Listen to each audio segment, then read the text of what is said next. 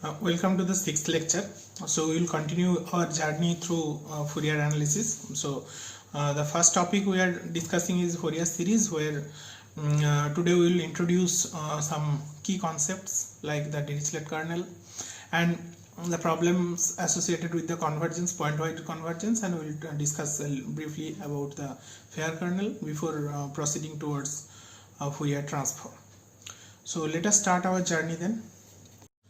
Okay, let us first clarify a few doubts regarding norm and basis and inner product in a vector space.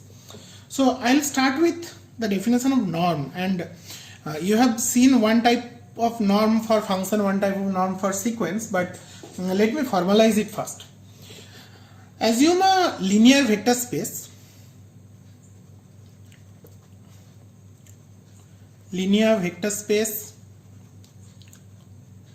X. Then define, norm is not unique, clearly you will see soon. Define a map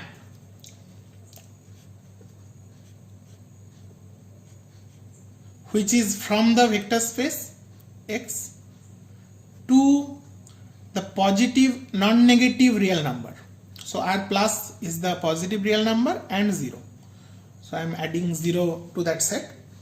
So I am taking defining this map like this, such that you take one vector from that linear vector space and the norm will be a non-negative real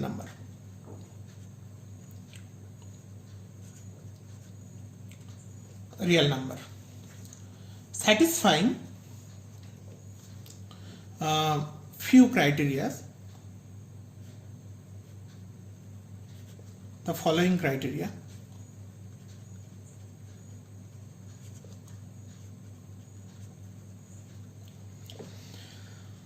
So the first condition is that this norm has to be greater than or equal to 0. That is obvious, right? For all x belongs to x. So I may not write it. This is like the 0th. That is part of the definition. The first condition is that this will be 0 only if and only if x is the 0 vector. Then this will be linear. So linear in the sense like if you multiply x with a scalar, this will be equal to the modulus of alpha into the norm of x. So where alpha is the scalar can be a real number or a complex number. So it can be either real or complex. So depending on what kind of vector space is that. So if the vector space is defined over a complex number field, then this will be complex, otherwise real. And the last one is essentially the triangle inequality. So this is called the triangle inequality, which says that x plus y, the sum of two sides of a triangle, has to be greater than or equal to the sum of the third. So this you can geometrically visualize, like if this is x, if this is y, then this is xy, x plus y. So length of this will be less than the length of this plus length of this. This is triangle inequality. So any function which satisfies this condition is called a norm. So this function is called a norm. We can take some examples. So in two-dimensional vector space or three-dimensional vector space, things are clear. Like if you take 2 points here, which are the vectors, and you write them as a 2 cross 1 column. So suppose this is u, this is v. So u is written as u1 v1, v is written as u1 u2, and v is written as v1 v2. Then you know that distance between these two, the Euclidean distance will be the distance between u and v is essentially the norm of u minus v, or v minus u, same, right? So this will be equal to square root of u1 minus v1 square plus u2 minus v2 square. So this will be the distance between these two. Now, so norm will be basically the norm of u is, the length of u is basically the distance between this u point and 0 point. So norm of u will be square root of u1 square plus u2 square. That will be the norm. And this particular norm is called the Euclidean norm. However, let me tell you that not everything, Euclidean norm means where your Pythagoras theorem is working, the regular Euclidean geometry is working. But not every norm is or not every distance is like Euclidean distance. I can give you a quick example from your everyday knowledge. For example, the geodesic distance. So if I ask you that what is the distance between two cities, say the distance between say Delhi and New York. Suppose here you have Delhi and here you have New York. If I ask you what is the distance between these two, will you compute the Euclidean distance? Because if you compute the Euclidean distance, it will be through the earth, this chord through the earth. That you don't measure, right? The flight distance, etc. What you measure is over the earth, so which is over the sphere. And that geometry, the over the sphere geometry, is definitely non-Euclidean geometry. So over there, this triangle inequality and these kind of things, Pythagoras theorem, that will not work. So if you can search about geodesics and you will understand what I am talking about. Even funnier is that, let me tell you about, let us go to New York City and let us talk about the Manhattan district. So over there, you have very well defined road system. So these are the roads and you have the vertical roads.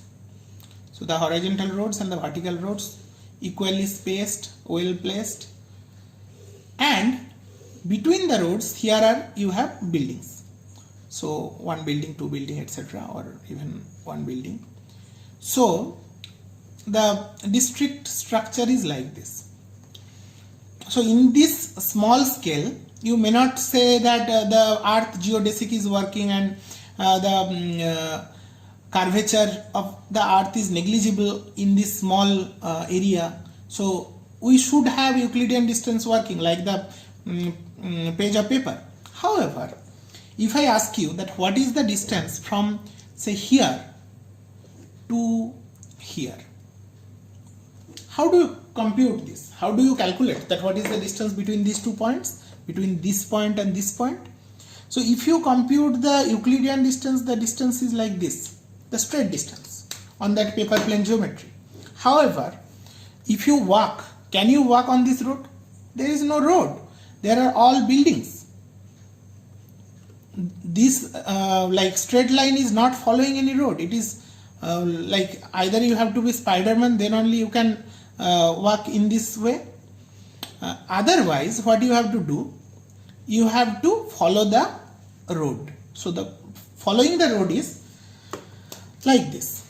You have to start from here, you have to go this side, this side, this side, this side, then you can go like this and you can go like this, and you can calculate the distance from here. So this distance plus this distance plus this distance plus this distance and finally plus this distance. So that is the distance. If you take some taxi and the taxi will take this path to move from this point A to point B. So you can see this is not Euclidean distance, this is some other kind of distance.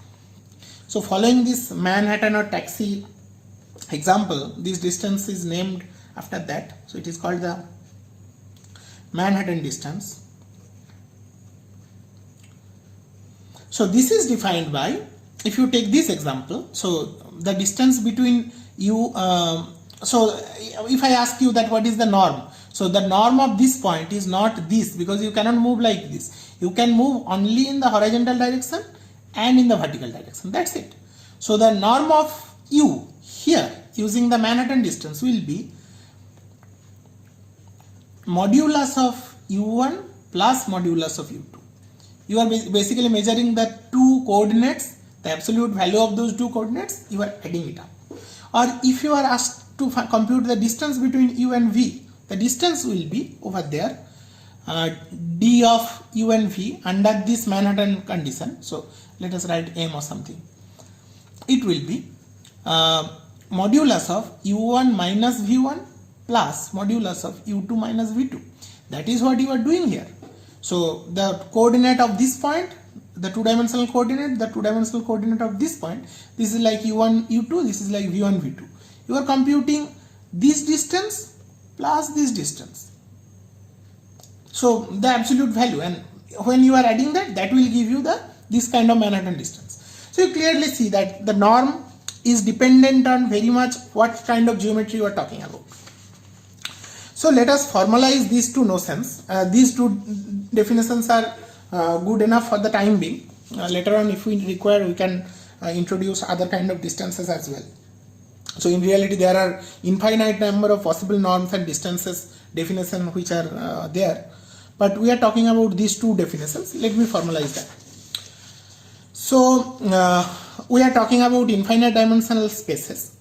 So in infinite dimensional spaces, okay, let us first talk about the sequence spaces. So sequence space means when you have a countable coordinate scheme.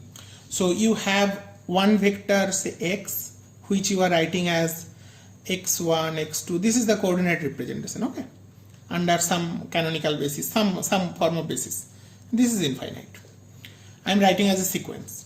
Y is another one, y1, y2, y3, yn, and that is going up to infinity. So if these two are two vectors, or like this is one vector, and if I ask you that what is the norm of this, or what is the distance between these two, so distance is defined simply by the distance between these two. D is the distance. We can write it as norm of x minus y. So if I can define norm of one of the vector uniquely, that will clearly give you the idea about the distance between two vectors. So what is the norm? So one way of defining the norm is by the Euclidean method. So where which I was discussing in last few classes in Fourier analysis, we are talking about the Hilbert space, where you are talking about the Euclidean distance, Euclidean norm.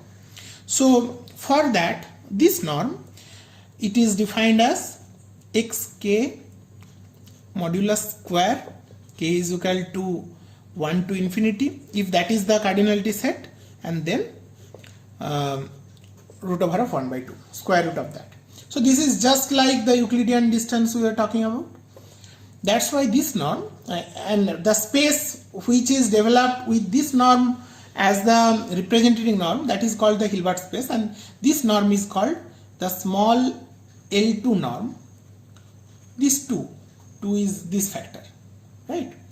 And that 2 is coming here again. And this particular space is called this is Hilbert space. This particular space is called the L2 space. The small l and 2 is used in the superscript. Here when I am talking about the norm, I will write 2 in the subscript. So this is the L2 space of the signals such that, and I write 2 here sometimes to represent that this is L2 norm. If this value is less than infinity for a particular sequence, then we say that that particular vector x is member of this L2 space.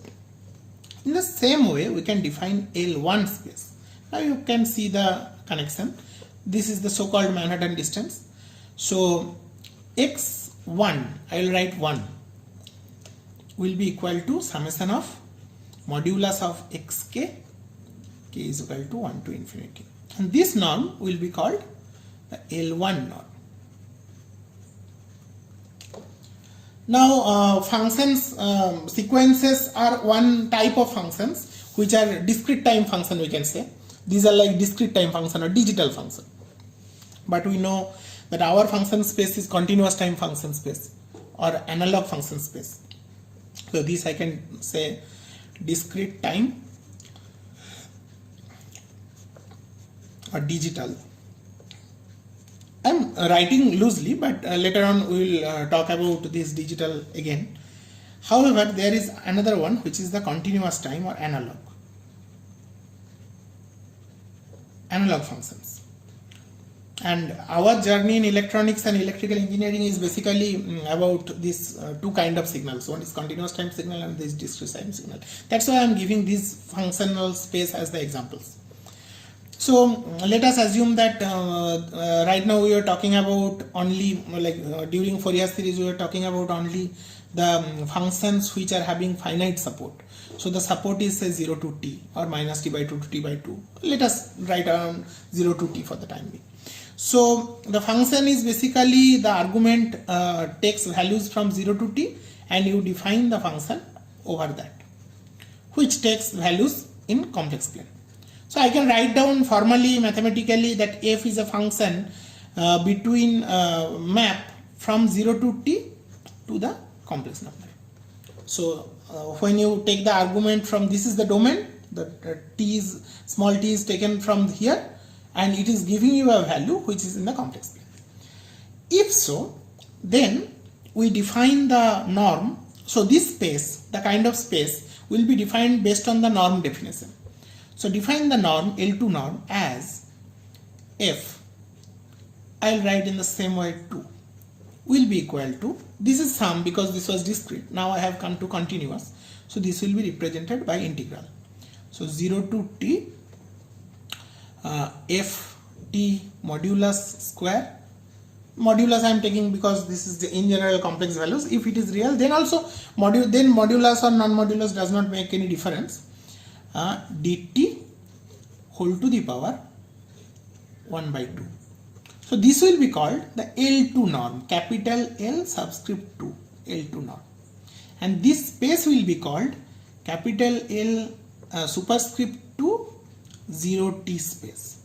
This is the domain of definition of the functional space. This will be the name of the space.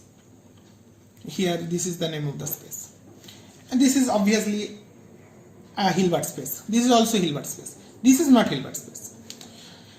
We can have similarly one L1 space as well, and that L1 space will be defined as, the norm will be defined as integral 0 to t modulus ft dt.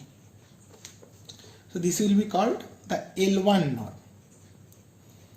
So we will use this norm as well in our subsequent analysis, for example when we will talk about the Fourier transform. Now so we get to understand the norm, and obviously the L2 norm is physically more relevant because L2 norm talks about the energy and power. You can clearly see, right, this is the energy of the signal within that interval, and if you divide this by 1 by t you will basically get the power. From that there you can get it. Now this norm definition, if you multiply this with some constant factor, it does not change the effectiveness of the norm. As long as this definition is less than infinity, I am fine. So you can always multiply this with some k, as long as you are doing multiplying the same function, same constant to all the vectors, all the functions which you are taking into consideration, no harm is happening, so it's fine. So when we talk about basis, our concept of basis is basically to have unity norm. So we take similarly some constant factor such that to make the basis having unit norm. So that was the idea of that constant factor. We can in a similar way we can define inner product. Now inner product, this is meaningful only in the Hilbert space, only in the small L2 or capital L2 space, and we can define inner product in the formal way as follows, that in a linear vector space in the similar way.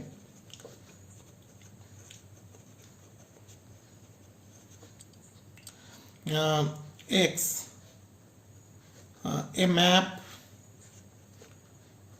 say this is the map which is defined as a function. So a function from the Cartesian product of the space with itself to the complex number. So it can have complex value.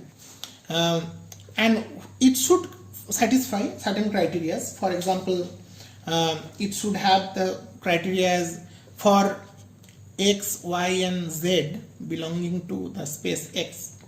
So these are the vectors. It should satisfy the linearity,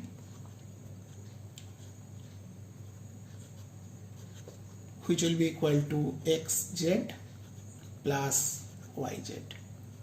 This is the first condition. Second condition is alpha x y, that will be equal to alpha into xy for all alpha belongs to the complex plane. Third is, and this is interesting, the symmetry yx complex conjugate. And finally, x into x, this will give you the 2 norm square. So inner product defines the L2 norm for the sequence space or the function space. So any function, if you can define such that these conditions are satisfied, the linearity, actually this is complex conjugate, that's why it's called the Cesky linearity, and the linearity, and this is also the same thing, this having the conjugate symmetry, and x with x is basically the norm square. So any function which satisfies this is a legitimate inner product. So again, here you can see that if you multiply some inner product definition, so whether you make the inner product for some sequence, suppose you have a sequence x and sequence y which are member of say L2 space, then how do you define the inner product of x and y? You define it by summation x k y k complex conjugate k is equal to 1 to infinity. This is how you are defining. Now if I put some constant here, say c into, does it change anything? Does any characteristics change? No. So this is fine, but of course this will force you to define the norm as square root of, basically square root of c into summation xk yk star. So in that way you have to change the norm as well. So this constant c can be anything, as long as this entire term is finite, this sum converges, we are fine. So this is the definition of inner product for sequence space. If you take some function, say xt and yt, which are part of say L2 0t, then we will define the inner product as follows. It will be integral 0 to t xt yt star dt. You can have a constant 1 by t or some k or something, that does not matter. Main thing is this integral. So from here obviously you are getting the norm definition. Now this inner product and norm in that Hilbert space, this will lead to Gram-Schmidt orthogonalization. So you have seen Gram-Schmidt orthogonalization in linear algebra a little bit, but let me develop that in the most general sense in that infinite dimensional vector space. So this is basically the generalization of Fourier series, you can say, and the basis is not restricted to complex exponential. You can take other basis as well for different kind of Fourier analysis. Actually in future you will learn about sampling, which is basically converting from analog to digital signal, and then using the beautiful methods of digital signal processing for today's computer based methodology. Over there you will take do another type of sampling, another type of Fourier analysis which is called sampling. Later on there is something called wavelet, etc. There are also some kind of Fourier analysis. We'll talk about that later on. So quickly let me go through this. This is for the sake of completion, Gram-Schmidt orthogonalization. If you know, fine, this will be a quick revision, no harm.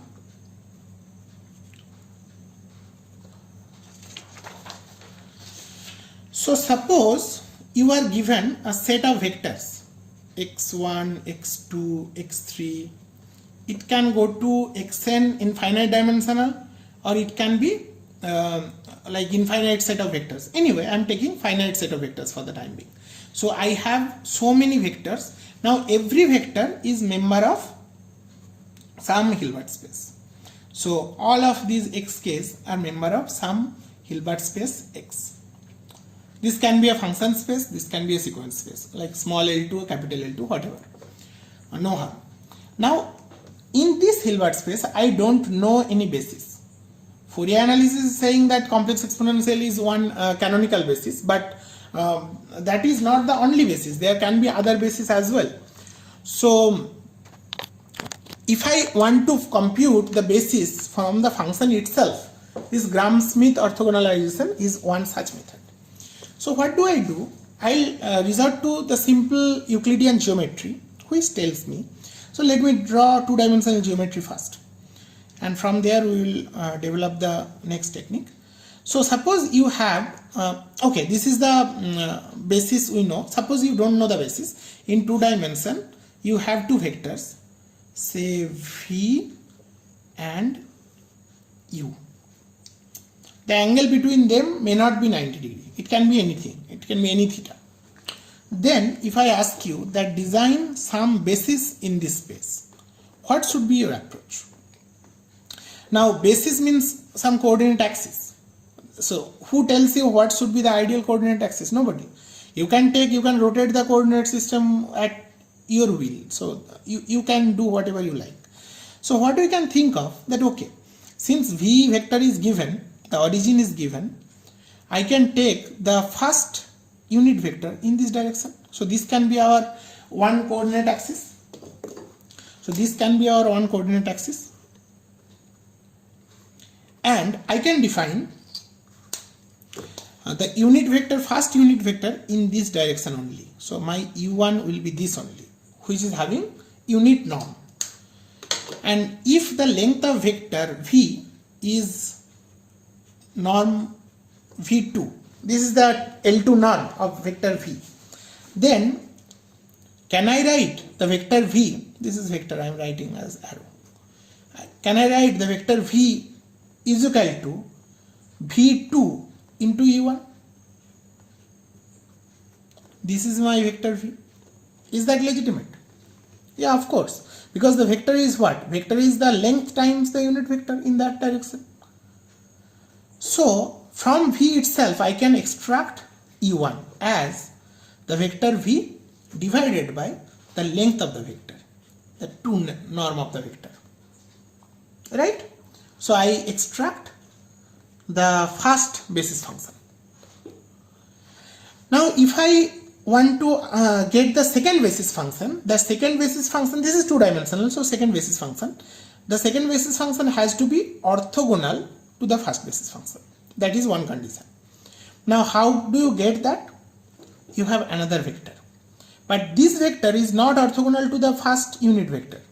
It is at some angle, some other angle.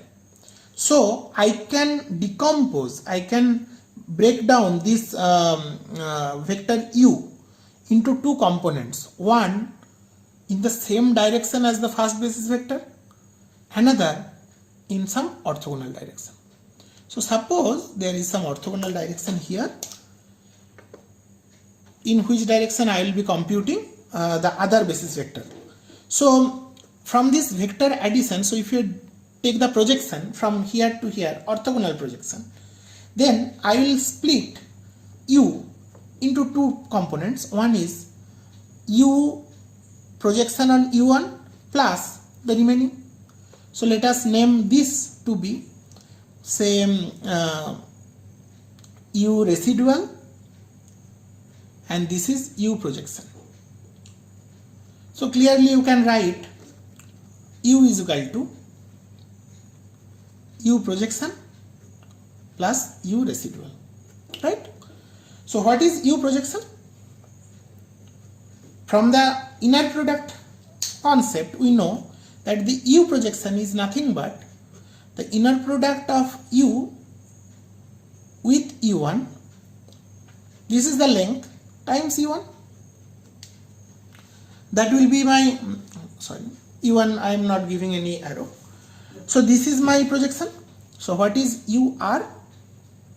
The error, that is basically U minus U projection, which is U minus U1. Now what will be the unit vector in this direction? E2. E2 will be basically this vector UR divided by the norm of UR, the 2 norm. Here this is also vector.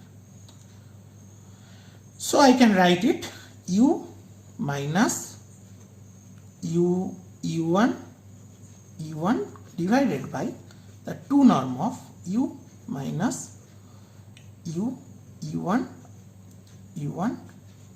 the corresponding 2 norm.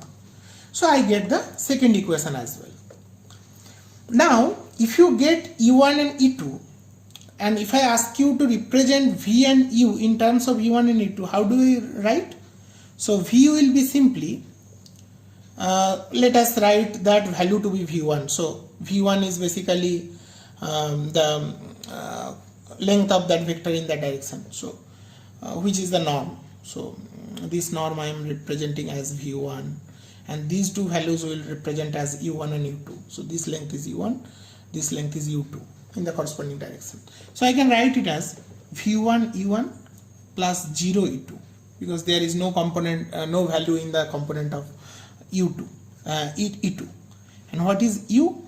U will be U1 E1 plus U2 E2. So in a vector way, if I write them, that V in a column form, say V U, how will you write them? In a matrix form, suppose, and this I am writing as E1 and E2.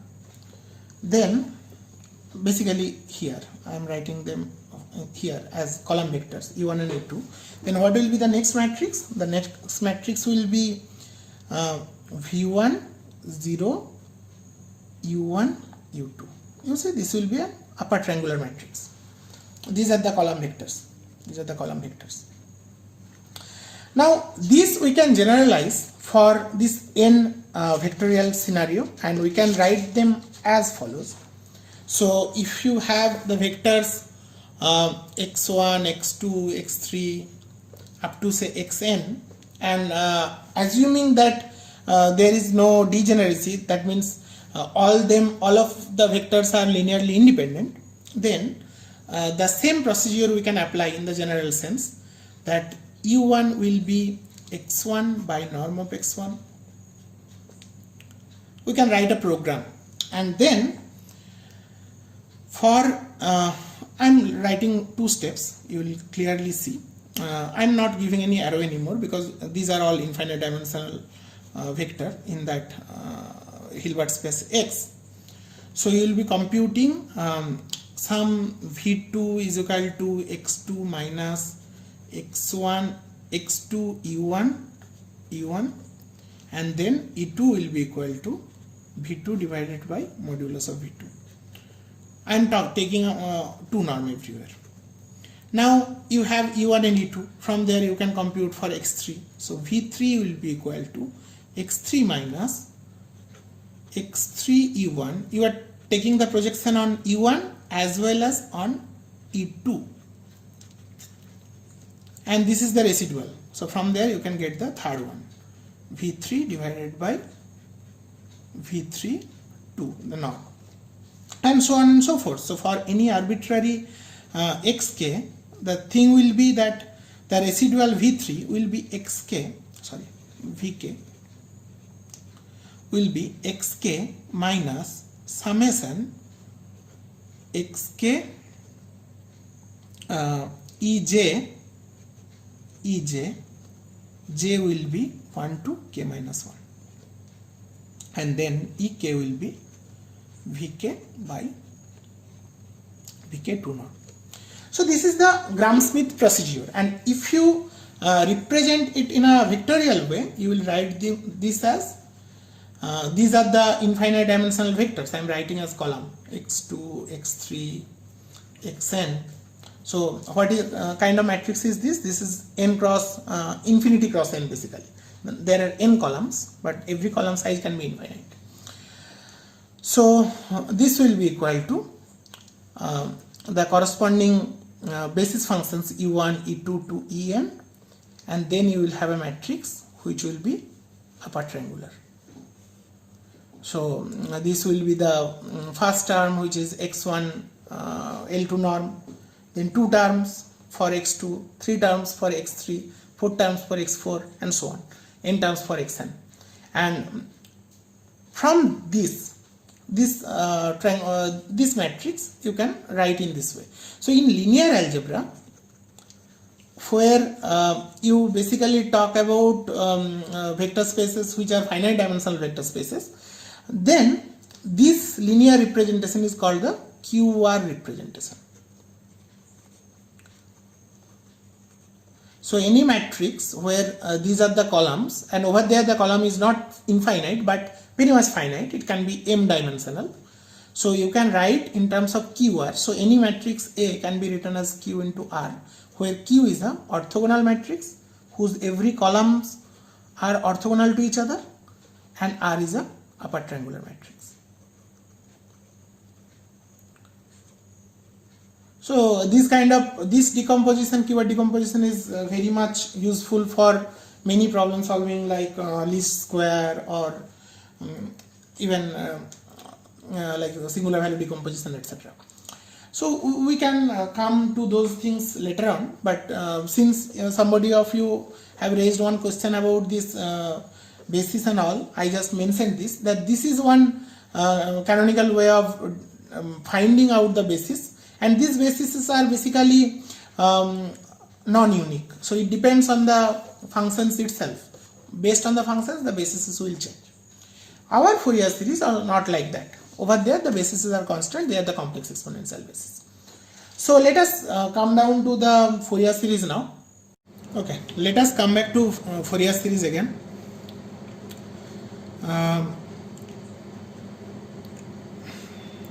Without loss of any generality, let us assume capital T is equal to 2 pi. So capital T can be anything. I am just taking it to be 2 pi for the sake of some simplicity. So omega 0 will be 2 pi by T, which is 1. So our integral, our Fourier series and integral will be as follows. This will be summation x hat n to the power I n omega 0 t. Omega 0 is 1, so I n t. N is equal to minus infinity to infinity, and x hat n is 1 by t. T is equal to 2 pi. Integral 0 to t, which is 0 to 2 pi xt to the power minus nt dt. These are my two equations. Now we are talking about the partial sum. So the partial sum Sn xt, which I am defining to be the truncated Fourier series from n is equal to minus n to capital plus n, x hat n e to the power int. This is something which we are interested in, because we want to show that Sn xt, it goes towards xt in some sense. So one way of showing that is by the L2 norm, showing that Sn xt minus xt, the L2 norm goes to 0 as n tends to infinity, capital N tends to infinity. This is one way of showing.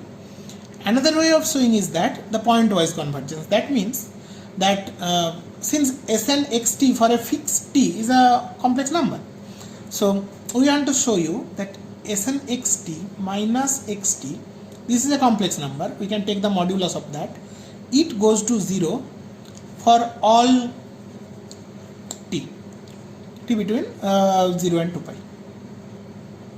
This is the so-called pointwise convergence. So we want to show that, and to do that, let us study the following result. On the partial sum, we will put the integral for x hat n. We will use the analysis equation. Let us see what result we will get. So what is x hat n? X hat n will be 1 by 2 pi integral 0 to 2 pi x tau. I am writing tau because here we have t, so my dummy variable will be something else. Let us write tau d tau and e to the power int, right, which is equal to, now see, this is interesting because this side it is the partial sum. Here I have taken the original function as it is, and let us do some tricks over here and let us see what kind of formulation we will get. So since this xt satisfies some nice property like integrability and square integrability, so we can apply Fubini like theorem where the sum and integral can be replaced, can be exchanged. So we will get x tau, it goes out, and we take 1 by 2 pi, this sum inside, n is equal to minus n to n, and what is there? There we are getting e to the power I n t minus tau d tau. So we get a neat sum with two arguments, small t and tau. This I am naming to be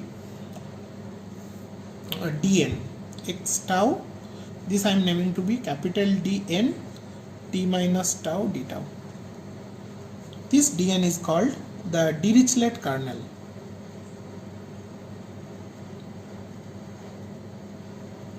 And this particular type of integral, later on we will show you, this is called the convolution integral, where this is one function, this is another function, and this function is basically taken in the mirror image.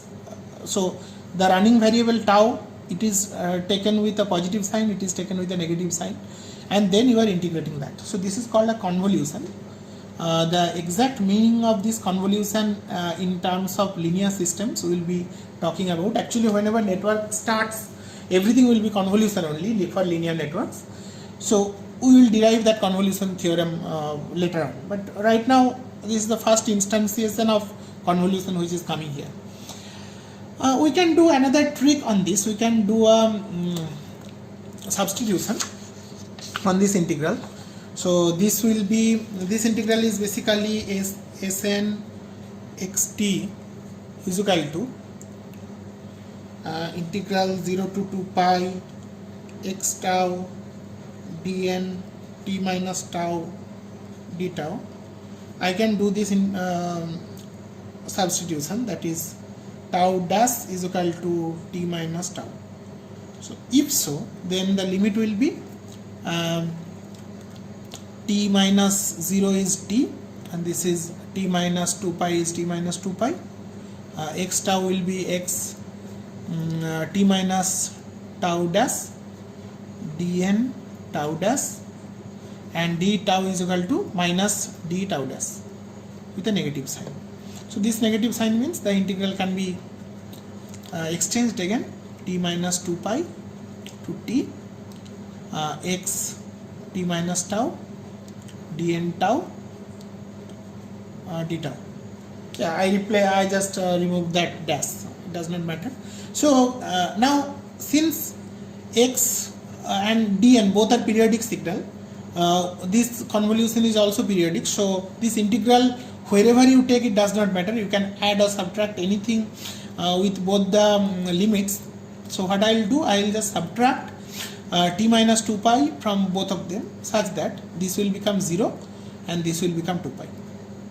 So you see that you get one interesting theorem of convolution, that if you exchange the arguments between the two functions, it does not change anything, because here it was tau, here it is t minus tau.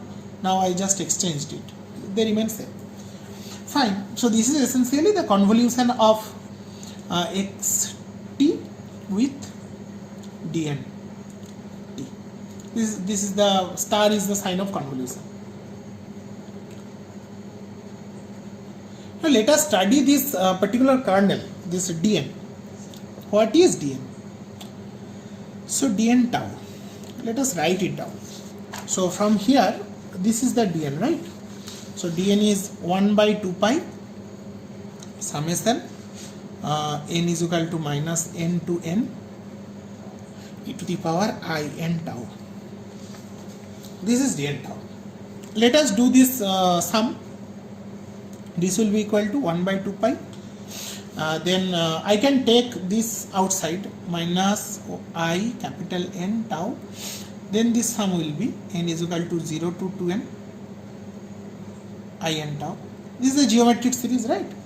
So this geometric series can be written as 1 by 2 pi e to the power minus I n tau, and this will be e to the power I n to n plus 1 I tau, I to n plus tau minus 1 divided by e to the power I tau minus 1.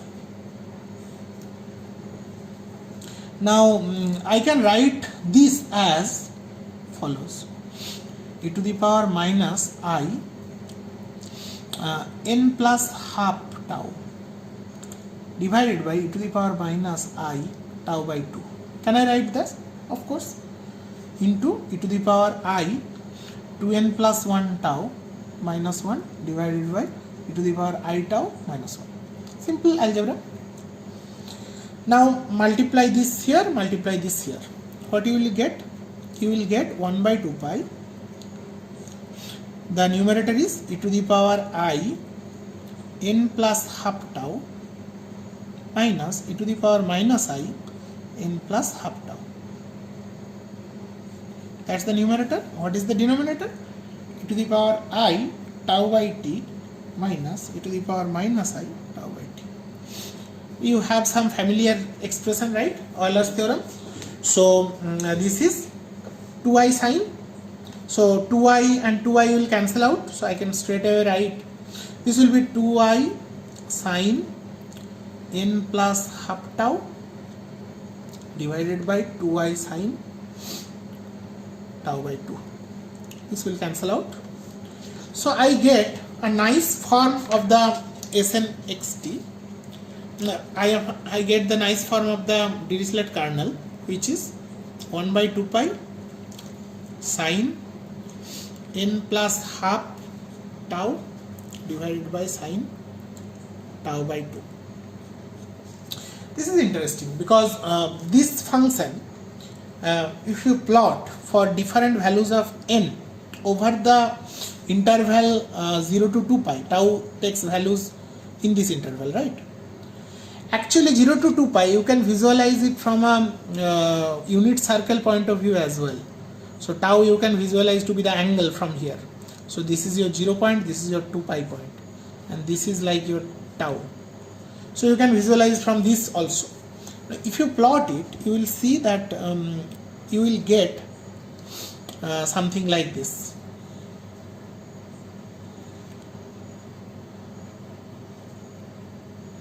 So you will get some form. Actually in your computer you can try plotting it, and actually you can try plotting it in a 3D plot where in a 3D plot where you can do like this. So this can be your complex plane, this can be your complex plane.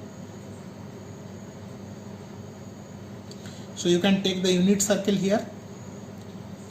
So this is like the angle 0, this is like the angle 2 pi. So this is your tau, and now across this circle you plot in the z direction the dn. So this direction is the dn tau direction. Try plotting that, try that 3D plot. And vary n. So if n is equal to 0, then how is dn tau? If n is equal to 0, then dn tau is constant, like tau by 2 by tau by 2, sine cancels out, 1 by 2 pi. So that will be a constant. That will be a constant. As n increases, it will be sharper and sharper, and as n tends to infinity, this will look like it. At this point it goes towards infinity, and at every other point it will be 0. So here you will see one very sharp point at the midpoint at pi, and everywhere else it's 0. So this kind of kernel, whether it is a good kernel or bad kernel, we'll talk later, but one thing is for sure that what we have to understand, that this kernel is our analysis tool for the function. So you can take any function, any arbitrary function between 0 and 2 pi, like the square wave or some triangular wave or some other arbitrary function. It can be anything. Now my interest is that if you convolve this function with this appropriately placed, because this function will be moved, so for different t, so it will be placed at different locations, and it is having mirror symmetry, like rotational symmetry. So 2 pi is basically warped around to 0. So if you shift this will look like this and this, and whatever was there, that will come from this side. So whenever you are doing convolution with that to this, and after having shift for every real number possible between 0 and 2 pi, we should get approximately this original function back. That is the idea, because your Sn xt, which is the convolution between xt and dnt, so you are convolving xt with dnt and you are getting some function. This should approach xt as n tends to infinity. So we will check this, we will later on check this, whether we can get this kind of form. But before going there, we can study another thing about this particular function. So this is a function, right? What is the integral of this function? What is the area under this curve? So you check the following things in a digital computer. So it can be part of your tutorial again. This is like some simulation exercise.